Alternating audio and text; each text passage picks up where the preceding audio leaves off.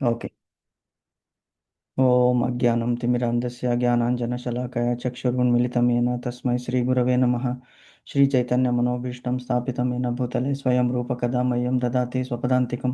వందేహం శ్రీగురో శ్రీయుతపదకమలం శ్రీగురూన్ వైష్ణవాంచ చ.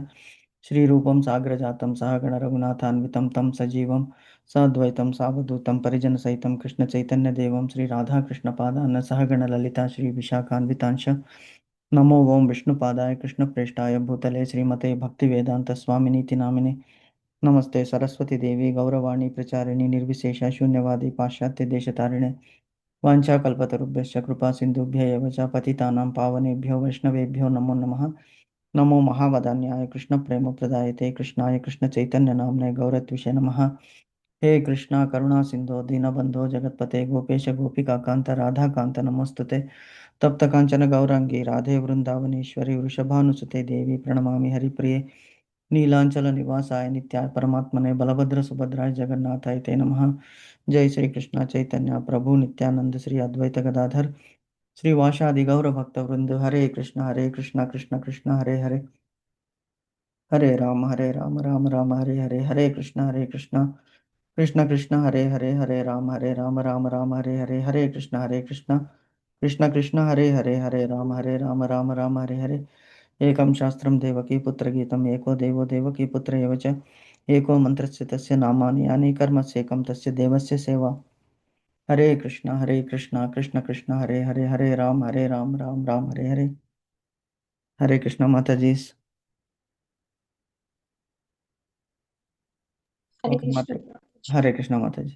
సో మనము శ్లోకం ఒకసారి గీతా శ్లోకము ఫస్ట్ అధ్యాయం ప్రథమోధ్యాయంలో ఇవాళ సిక్స్త్, నిన్న సిక్స్త్ అయిపోయింది, సెవెంత్ శ్లోకం ఇవాళ. సో మిస్ అయిన వాళ్ళు ఆ రెండు చెప్పొచ్చు, నిన్న క్లాస్ మిస్ అయ్యారు. చెప్పమంటారా ప్రభుజీ? చెప్పండి మాతాజీ. హరే కృష్ణ.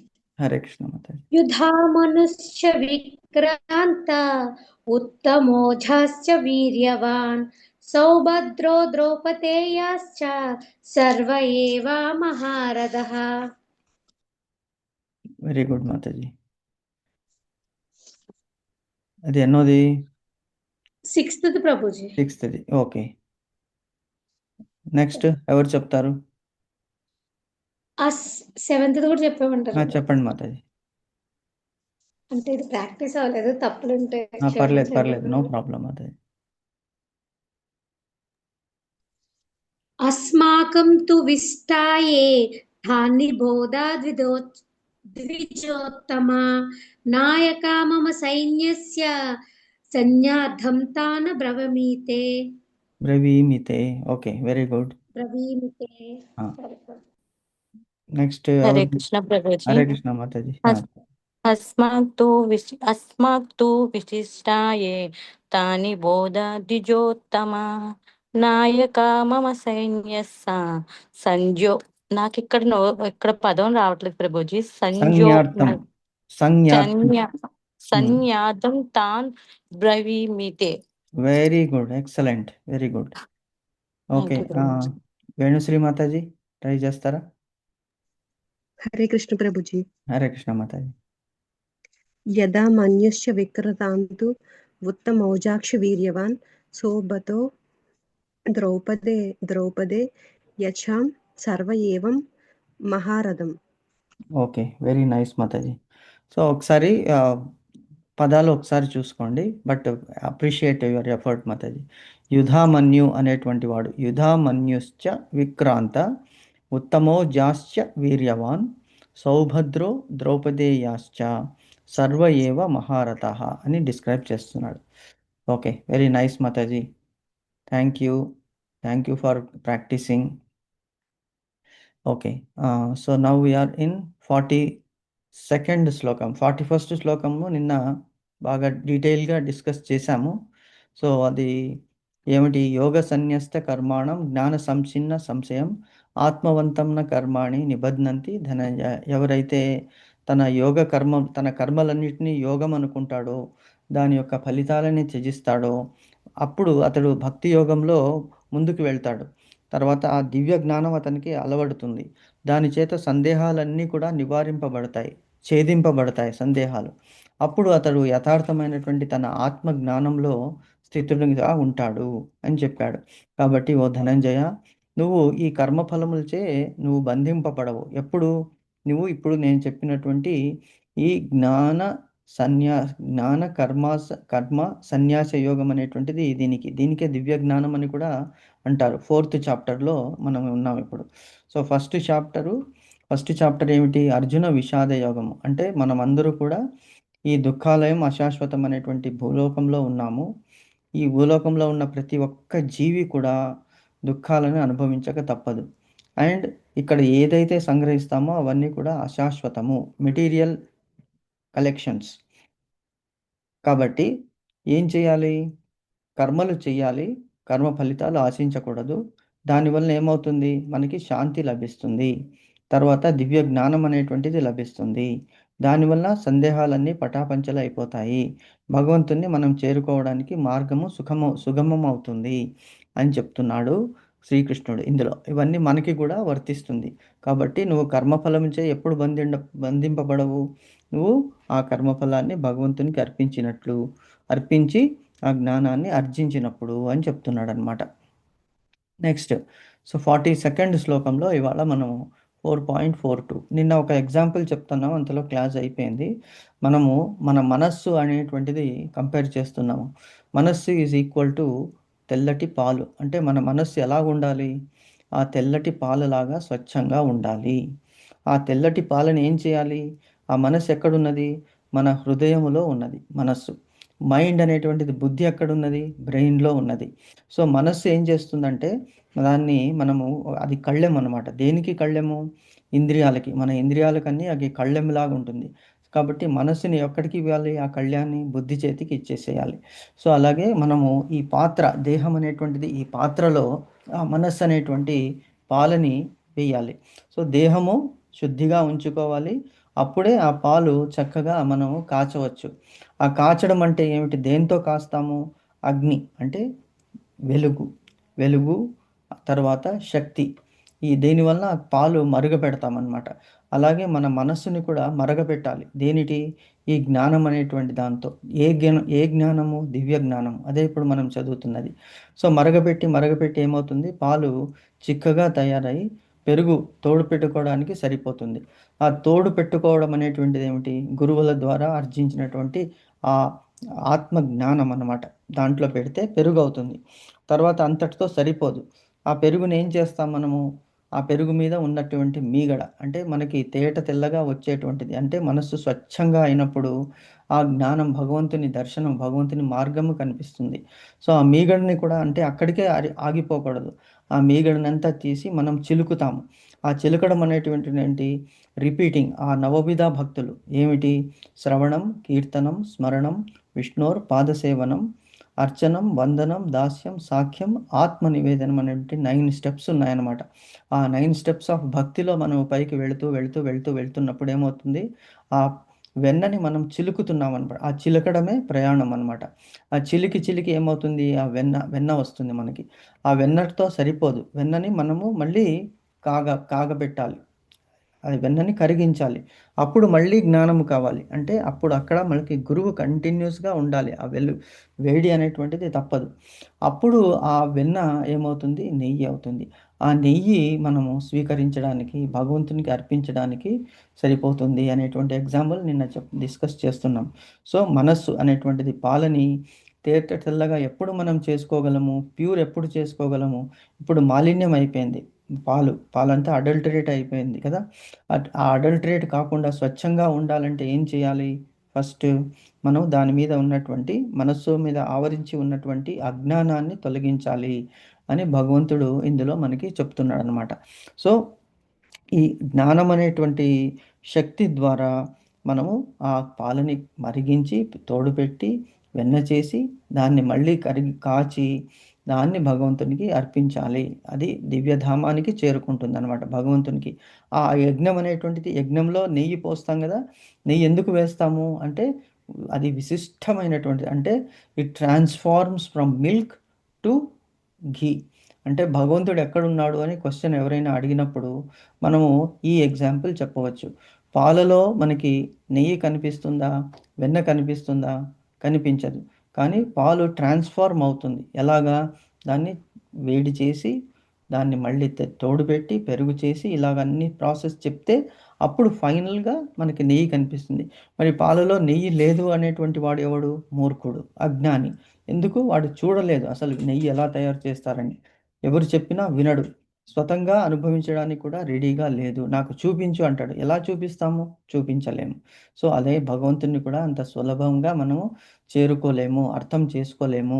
దానికి ఒక మథనం అనేటువంటిది ఉంటుంది. మథనం ఎలాగైతే మనము పెరుగుని చిలుకుతామో అలాగా మన మనస్సుని కూడా చిలకాలి అని చెప్తున్నాడు ఇక్కడ భగవంతుడు.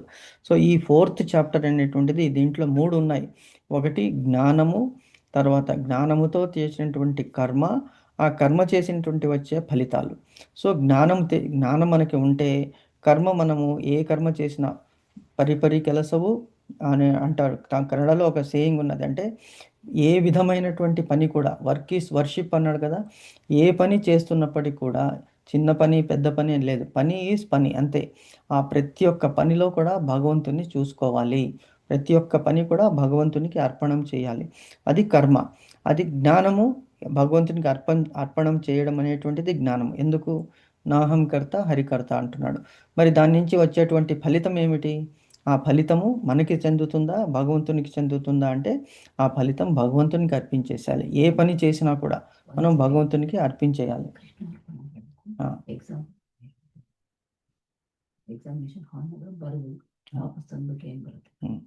సో మా మా మా ఆవిడ చెప్తున్నది, ఎగ్జాంపుల్ ఒకటి ఇవ్వండి.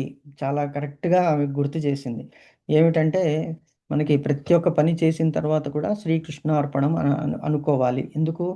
కృష్ణునికి సమర్పించాలి. అది నాహం కర్త హరికర్త అన్నాం కదా. సో కృష్ణునికి మనము ఎలా సమర్పిస్తామంటే ఎగ్జాంపుల్, ఒక ఎగ్జామినేషన్కి వెళ్తాము అంటే ఇయర్ ఫుల్ మనం చదువుతాము. చదివిందంతా కూడా ఏం చేస్తాము? ఆ ఎగ్జామినేషన్లో ఇచ్చినటువంటి క్వశ్చన్ పేపర్లో ఉన్నటువంటి క్వశ్చన్స్కి ఆన్సర్స్ రాస్తాం ఆన్సర్ షీట్లో. ఆ ఆన్సర్ షీట్ మనం ఎవరికి ఇవ్వాలి? అక్కడ ఇన్విజిలేటర్ ఎవరైతే ఉంటారో వానికి ఇచ్చేస్తే ఆయన దాన్ని తీసుకెళ్ళి ఎవాల్యుయేషన్ చేసి మనకి మార్క్స్ అనేటువంటిది ఇస్తాడు. అదే మనం ఆ పేపర్ అంతా చక్కగా రాసాము కానీ ఇంటికి తీసుకొచ్చేసాము, ఆయనకి ఇవ్వలేదు. అప్పుడు ఏమవుతుంది? రిజల్ట్లో మన పేరు ఉండదు. కాబట్టి భగవంతునికి అర్పణం చేస్తే ఏ పని చేసినప్పటికీ కూడా ఆ రిజల్ట్ అనేటువంటిది భగవంతుడు స్వీకరించి దానికి మనకి ఎప్పుడు ఎలాగా ఎంత ఇవ్వాలో అలాగే ఇస్తాడు అనేటువంటిది ఈ ఎగ్జాంపుల్ అనమాట. So thank you. సో అది మనం ఇంతవరకు నేర్చుకున్నది. ఈ 4th చాప్టర్లో అది నేర్చుకున్నాము. 42nd శ్లోకాల్లో అది కంక్లూషన్ చేస్తున్నాడు భగవంతుడు. ఇప్పుడు అంటే నేర్చుకున్నదంట. ఫస్ట్ అర్జున విషాద యోగము. మనమందరూ కూడా బాధితులము. ఎందుకు? బంధింపబడ్డాము. అర్జునులాగా మనకి ఎన్నో సందేహాలు ఉంటాయి. జీవితంలో ఎన్నో కష్టాలు మనం ఎదుర్కొంటున్నాము. ద్వంద్వం అనేటువంటిది ఉంటుంది. ఇది చేయాలా, ఇది చేయకూడదా, ఏది కరెక్టు? ఒకవేళ ఈ మాట చెప్తే పిల్లలు హ్యాపీ అవుతారు, కానీ మన హస్బెండ్ మన వాళ్ళు దే విల్ ఫీల్. కానీ ఆయనకి సపోర్ట్ చేస్తే పిల్లలు బాధపడతారు, పిల్లలకి సపోర్ట్ చేస్తే ఆయన బాధపడతారు. కానీ ఫ్యాక్ట్ ఏమిటి? అది ఎప్పుడు వీ షుడ్ బి ట్రూత్. తాత్కాలికంగా బాధపడ్డప్పటికీ కూడా నిజానికి వాళ్ళు మంచిదే చేశారు, మనకి కరెక్ట్గా చెప్పారు. తల్లిదండ్రులు అనేటువంటి వాళ్ళు ఫస్ట్ సమాజంలో they are the first people, వాళ్ళే గురువులు. సో పిల్లల్ని పెంచేటప్పుడు మనల్ని ఎలాగ పెంచారు ఏమో మనకి తెలియలేదు. అట్లీస్ట్ ఇప్పుడు మనకి జ్ఞానం వచ్చింది. ఎలాగా? మన భారతదేశం సంస్కృతి అందుకే చాలా గొప్పది. చిన్నప్పటి నుంచి మన తల్లిదండ్రులు మనకి భగవంతునికి నమస్కారం చేయాలి, భగవంతునికి అన్నీ సమర్పించాలని చెప్తూనే వస్తున్నారు ప్రతి పని చేసినప్పటికీ. కొంతమంది వింటారు, కొంతమంది వినరు. కాబట్టి basic responsibility of parents is to educate children, not giving material education. భౌతిక విద్య ఇవ్వడం కాకుండా ఆధ్యాత్మిక విద్య అనేటువంటిది ఇవ్వాలి. ఎందుకు? అప్పుడే వాళ్ళు భగవంతునికి సేవ చేయడానికి అర్హులవుతారు. భగవంతుడు కూడా చాలా ప్రీతి చెందుతాడు. సో ఫస్ట్ అర్జున విషాద యోగంలో ఈ కన్ఫ్యూజన్ భగవంతుడు క్లారిఫై చేశాడు 2nd చాప్టర్లో. అదే సాంఖ్య యోగము, తత్వయోగం అన్నాడు. 3rd చాప్టర్లో ఏం చేశాడు భగవంతుడు? కర్మ గురించి చెప్పాడు. కర్మము ఎటువంటి కర్మలు చేయాలి, ఆ కర్మ ఫలితాలు ఎవరికి చెందుతాయి అని చెప్పాడు. ఏమిటి? కర్మణ్యే వాధికారస్తే మా ఫలేషు కదాచన మా కర్మ ఫలహేతుర్భో మాతే సంగోస్త్వ కర్మణి అని చెప్పాడు. తర్వాత ఏం చేశాడు? భోక్తారాం యజ్ఞతపసాం సర్వలోక మహేశ్వరం సుహృదం సర్వభూతానాం జ్ఞాత్వ మాం శాంతి మృచ్చతి. ఎప్పుడైతే నువ్వు కర్మ ఫలితాలను ఆశించకుండా కర్మ చేస్తావో అప్పుడు నువ్వు హ్యాపీయెస్ట్ పర్సన్ అవుతావు అని చెప్పాడు. ఎగ్జాంపుల్స్, మనం సోల్జర్స్ ఉన్నారు, వాళ్ళు ఫైటింగ్ మట్టుకే చేస్తారు, ప్రాణం ఉన్నా లేకపోయినా కూడా అర్పించేస్తారు ప్రాణాన్ని దేశం గురించి. కాబట్టి వాళ్ళు they are very very happy, సద్గతి, వీర స్వర్గము చెందుతారు. ఇక్కడ కూడా అదే చెప్తున్నాడు కదా భగవంతుడు. అర్జునుడు అడిగాడు, ఏమిటి అర్జున? నకాంక్షే విజయం కృష్ణ, నకాంక్షే విజయం కృష్ణ, నచ రాజ్యం సుఖాని చ, కిం నో రాజ్యేన గోవింద, కిం భోగైర్జీవితేన వా అంటాడు. ఎందుకయ్యా నాకు నకాంక్షే విజయం కృష్ణ, విజయం వద్దు, సంపద వద్దు, రాజ్యం వద్దు, ఏమీ వద్దు. నకాంక్షే విజయం కృష్ణ నచ రాజ్యం సుఖాని చ, కిం నో రాజ్యేన గోవింద, కిం భోగైర్జీవితేనవా. ఇవన్నీ భోగించడానికి ఎందుకు పుట్టి ఉండాలి, ఎందుకు ఉండాలి మనం వీళ్ళందరినీ చంపేసి అని అంటే అతడు అంత సాత్విక స్వభావముడు. మనమందరూ కూడా సాత్విక స్వభావం వలన ఈ భగవంతుని గురించి చదవడానికి వినడానికి వస్తున్నాము. అదే రాజసికం తామసికం అయితే రాజసికం ఎంజాయ్ చేయడానికి వెళ్ళిపోతారు, తామసికం అయితే అసలు బద్ధకంతో అసలు వినడానికి రెడీగా ఉండరు. అటువంటి శుద్ధ సాత్విక స్వభావం కలిగినాం కాబట్టి భగవంతుడు మనకి అనుగ్రహించాడు. కానీ అది తప్పు అంటున్నాడు భగవంతుడు. ఏమిటి? నువ్వు వాళ్ళని క్షమించేస్తున్నావు. This is the fact what we should learn. ఏమంటాడు? హతోవా ప్రాప్ససే స్వర్గం జిత్వా వా భోక్షసే మహిం తస్మాత్ ఉత్తిష్ఠ కౌంతేయ యుద్ధాయ సముపస్థిత అంటాడు భగవంతుడు. యుద్ధాయ కృత నిశ్చయ, యుద్ధం అనేటువంటిది కృతం, నిశ్చయం చేసుకో అంటాడు. సో సోల్జర్స్ కానీ డాక్టర్స్ కానీ వాళ్ళ కర్తవ్యానికి వెనుతిరిగితే వాళ్ళు they will not be able to do that. ఎందుకు? శుద్ధ సాత్వికమైనటువంటి డాక్టర్ ఉన్నాడు, అయ్యయ్యో వీటికి ఈ పార్ట్ కట్ చేస్తే ఎలాగా, వీడికి నొప్పి అవుతుంది అంటాడు. అనుకుంటే వాడు ఏమీ చేయలేడు. చేస్తున్నప్పుడు హ్యాండ్ షేక్ అయింది అనుకోండి, అక్కడ చాలా ప్రాబ్లం వస్తుంది. కాబట్టి వాళ్ళు స్థితప్రజ్ఞతతో ఉంటారు. సో ఆ స్థితప్రజ్ఞత మనమందరూ కూడా అలవర్చుకోవాలి అని చెప్తున్నాడు. చెప్పుకుంటూ వచ్చి అది ఏమిటి? సాంఖ్యయోగంలో చెప్పాడు, తర్వాత కర్మయోగంలో చెప్పాడు. సాంఖ్యయోగంలో ఆత్మ అనేటువంటిది స్థిరము, దేహం అనేటువంటిది అస్థిరము అని చెప్పుకుంటూ ఏమన్నాడు? దేహినోస్మిన్ యథా దేహే కౌమారం యవ్వనం జర తథా దేహాంతర ప్రాప్తి ధీరస్తత్రణ ముహ్యతి అని చెప్పుకుంటూ వచ్చాడు. తర్వాత ఏమిటి? ఈ ఆత్మ అనేటువంటిది ఏమిటి?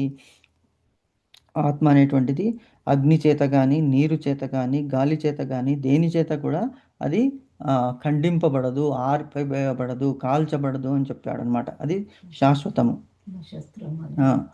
అని చెప్పాడు. తర్వాత ఈ 4th చాప్టర్లో ఏం చెప్తాడు? ఆ 3ది సమరీ చెప్తున్నాడు. ఏమిటి?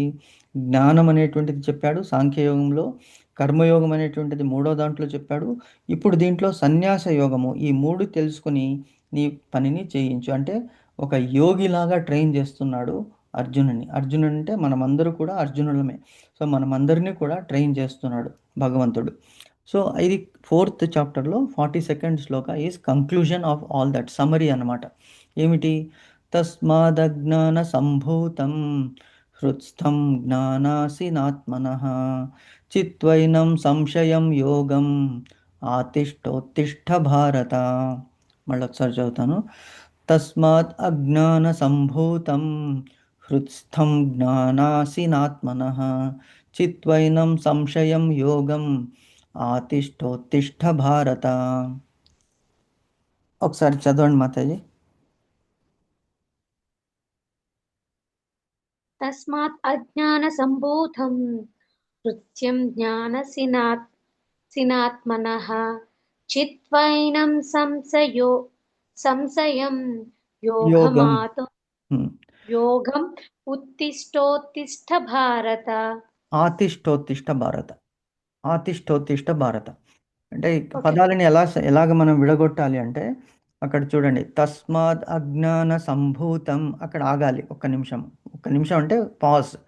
తస్మాత్ అజ్ఞాన సంభూతం హృత్స్థం జ్ఞానాసినాత్మనః చిత్వైనం సంశయం యోగం ఆతిష్టోత్తిష్ట భారత. అలాగా అండ్ చదవడానికి again I will try Prabhuji ఒక్కసారి. ఏం ప్రాబ్లం. సారీ చెప్పకండి మాతాజీ, మనం అందరూ ట్రై చేసి, నేను కూడా పర్ఫెక్ట్ అని ఎప్పుడూ అనుకోను. మనకి ఆల్వేస్ వీఆర్ లెర్నింగ్. దీనికంటే ఇంకా బాగా చెప్పేవాళ్ళు ఉంటారు, వాళ్ళని మనం అనుసరించాలన్నమాట. సో తస్మాత్ అజ్ఞాన సంభూతం. మీరు ట్రై చేశారు, that is appreciable, very very happy. Try చేస్తున్నారు, ట్రై చేయాలి. మనం ట్రై చేస్తేనే వస్తుంది, లేకుంటే ఎలా వస్తుంది? ఒక్కసారిగా మనం పిహెచ్డి చేయలేం కదా. ఫస్ట్ స్టాండర్డ్, సెకండ్ స్టాండర్డ్, అలాగ ఒక్కొక్క గ్రేడ్ ఎక్కుతూ వెళ్ళాలి. కాబట్టి ట్రై చేయడం అనేటువంటిది అప్రిషియబుల్, అంతే. So very happy for you Mataji. Okay, చదవండి మాతాజీ, మీనింగ్స్ చదవండి.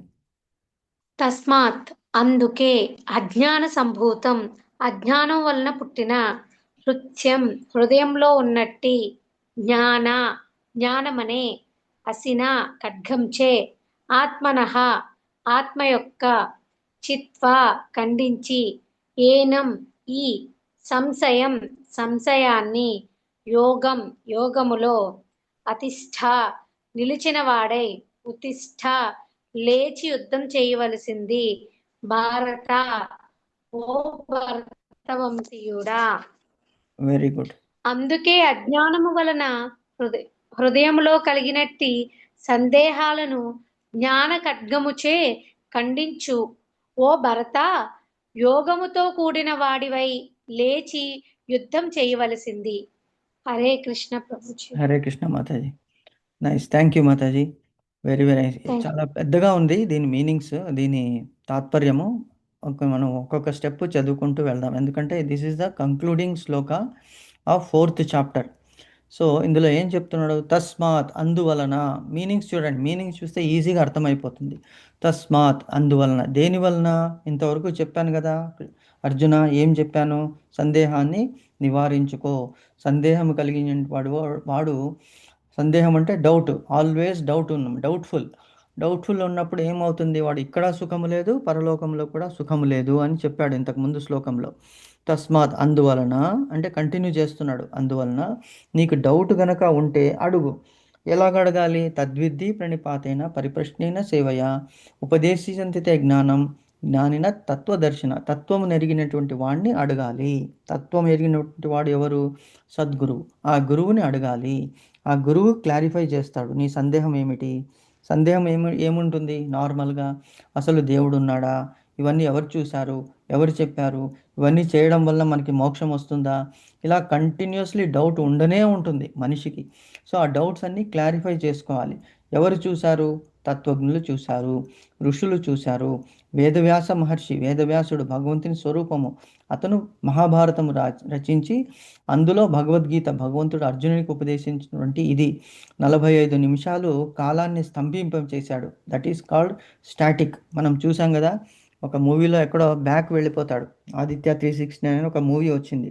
అందులో టైం మెషిన్ అనేటువంటి కనిపెడతాడు ఆయన. ఆ టైం మెషిన్లో కనిపెట్టి బ్యాక్ వెళ్ళిపోతాడు, అంటే భూతకాలం, గడిచిపోయిన కాలానికి వెళ్ళిపోతాడు. తర్వాత మళ్ళీ ఫాస్ట్గా ముందుకు వెళ్ళిపోతుంది, కానీ ప్రస్తుతం వర్తమానానికి మళ్ళీ తీసుకొస్తాడు. అలాగా భగవంతుడు ఏం చేశాడు? యుద్ధం స్టార్ట్ చేసేటప్పుడు కాలాన్ని ఆపేశాడు భగవంతుడు.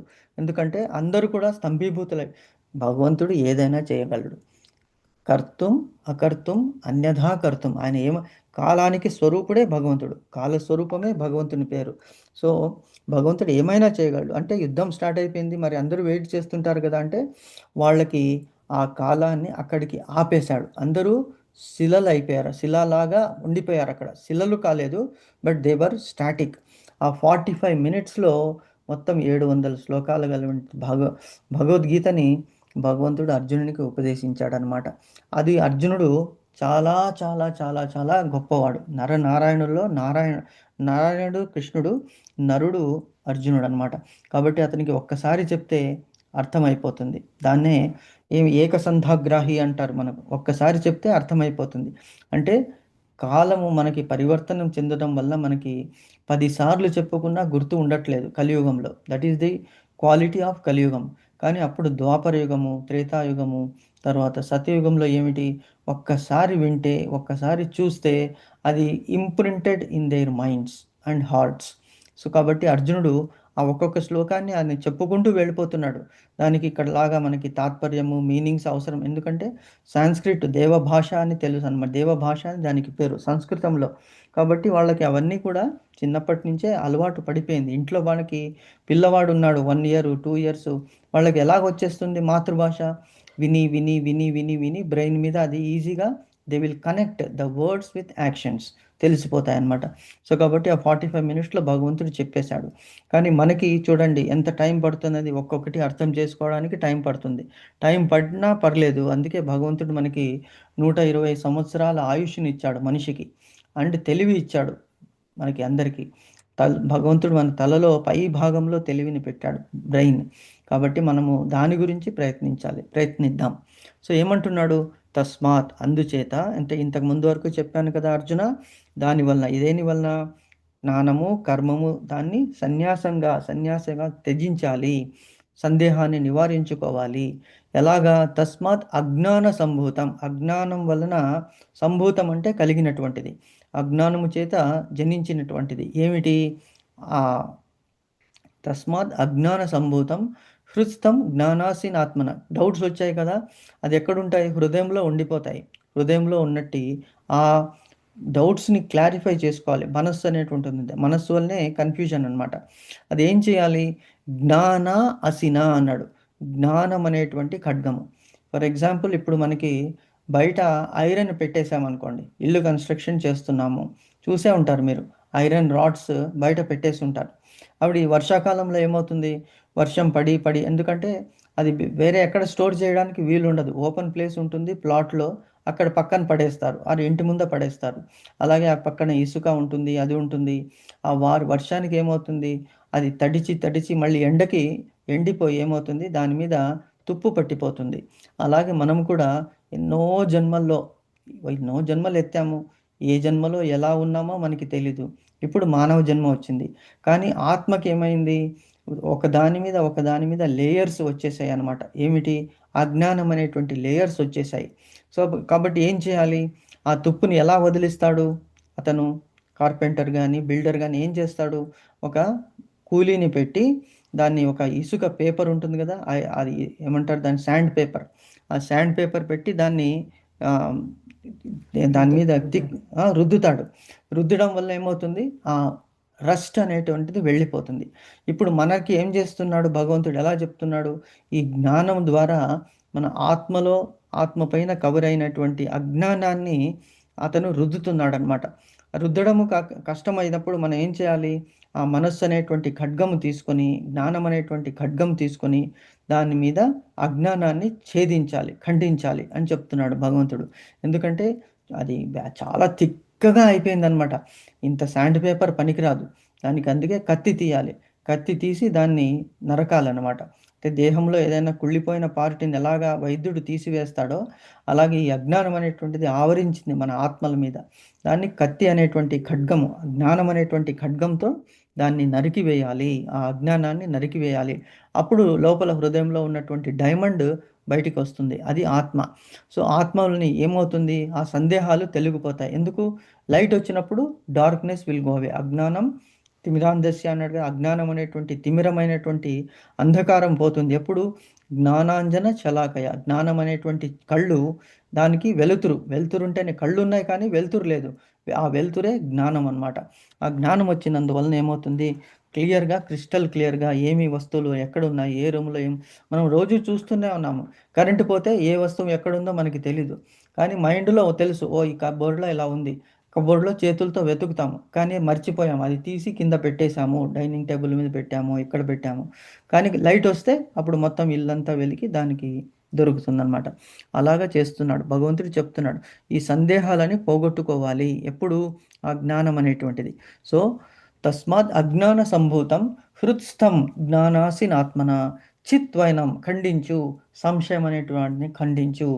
యోగం ఆతిష్ఠోత్తిష్ట భారత, యోగం అనేటువంటి దాని కర్మ చేసేటువంటి దాంతో దాన్ని ఖండించు, కర్మల వలన. కాబట్టి ఏమంటున్నాడు?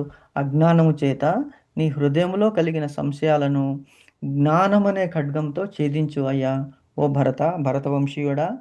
యోగ సమన్వితుడైనటువంటి నువ్వు యుద్ధము చేయుటకు లేవాలి. యుద్ధం చేయడానికి తప్పనిసరిగా తత్పరుడు అవు. నీ కార్యము అంటే మనకి వర్ణాశ్రమ ధర్మాల్లో ఉపదేశించినటువంటి కర్మలని తప్పకుండా మనము చెయ్యాలి. ఈ జీవి ఒకసారి ధీరుభాయ్ అంబానీ అని క్వశ్చన్ అడిగారు. అంబానీ అంటే తెలుసు కదా, రిలయన్స్ అధినేత. ఆయన చిన్నప్పుడు ఏం చేసేవాడు, పెట్రోల్ బంకులో పెట్రోల్ పోసేవాడు. ఆయనకి అంటే అంతటి కష్టాలని అనుభవించాడు ఆయన. పెట్రోల్ బంకులో వెహికల్స్లో పెట్రోల్ నింపేవాడు ఆయన. సో ఆయనకి ఐడియా వచ్చింది, మనమే ఇలాంటిది, మనం ఎలాగా పైకి ఎదగాలి. కష్టపడి ఆయన ఒక్కొక్క రూపాయి కూడబెట్టి అప్పుడు మా బ్యాంక్ వచ్చాడు ఆయన. అంటే నేను అప్పుడు లేను, ఇంకా ఇప్పుడు జాయిన్ అవ్వలేదు. మా సీనియర్స్ చెప్పారు. ఆయన మాకు బాంబేలో ఒక బ్రాంచ్కి వచ్చి ఆయనకి 5,000 అప్పు అడిగాడు అనమాట. 5,000 అప్పు అడిగితే మా బ్యాంక్ వాళ్ళు ఆయనకి ఇచ్చారు. కష్టపడుతున్నాడు, పోనీ సహాయం చేద్దామని. సో చిన్న షాప్ అలా పెట్టుకుని ఇప్పుడు దేశంలోనే నంబర్ 1 అయిపోయాడు ఆయన. వాళ్ళ సంతతి అనిల్ అంబానీ, తర్వాత ముఖేష్ అంబానీ పిల్లలు వాళ్ళకి. అంటే ఆయన ఒక క్వశ్చన్ అడిగారు, ఏమండి ధీరుభాయ్ గారు, మీరు అసలు పని చేస్తూనే ఉంటారా, మీరు అసలు రిటైర్ అవ్వరా అంటే ఆయన అన్నాడు, నేను లైఫ్లో ఒకేసారి రిటైర్ అవుతాను, అది ఎప్పుడంటే నా శ్వాస ఆగిపోయినప్పుడు అని చెప్పాడు. అంటే మనిషి చూడండి ఎంతటి ఉన్నతమైనటువంటి అతని ఆలోచన. ఎందుకు అంటే పని చేయడం అనేటువంటిది, ఏ పని చేస్తున్నానని చెప్పలేదు, అంటే డబ్బులు ఆర్జిస్తున్నానా అని కాదు. సో డబ్బులు ఆర్జించడం ఒక లెవెల్ వరకు, దాని తర్వాత ఈ డబ్బులు దేనికి పనికిరాదు. కావలసినదంట ఆత్మజ్ఞానము, భగవంతుని కృప. కాబట్టి మనకి ఇంత ఇచ్చినటువంటి ఆ భగవంతుని ఆ మాస్టర్ని సర్వ్ చేయాలి. ఇన్నాళ్ళు మనం ఎంతోమంది కస్టమర్స్కి సర్వ్ చేశాము.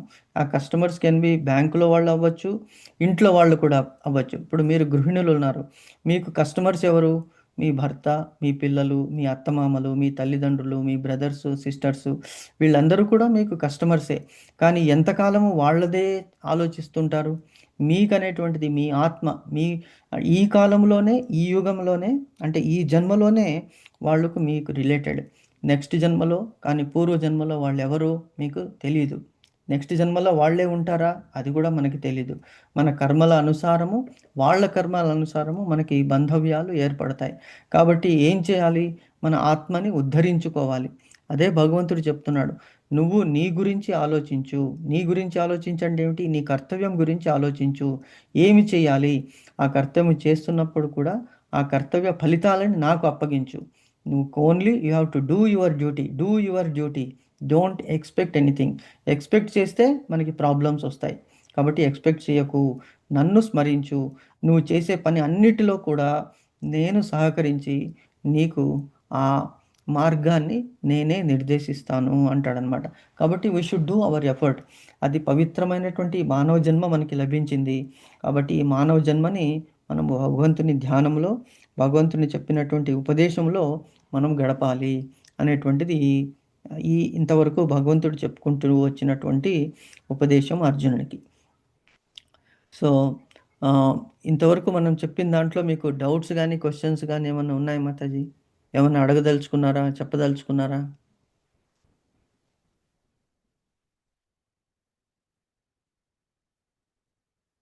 హరి బోల్.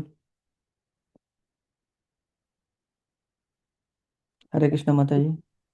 అంటే ప్రభుజీ దీనికోసం అయితే ఏమీ లేదు కానీ ప్రభుజీ, హా. అసలు మహాభారత యుద్ధం అనేది ఏం చెప్తుంది ప్రభుజీ?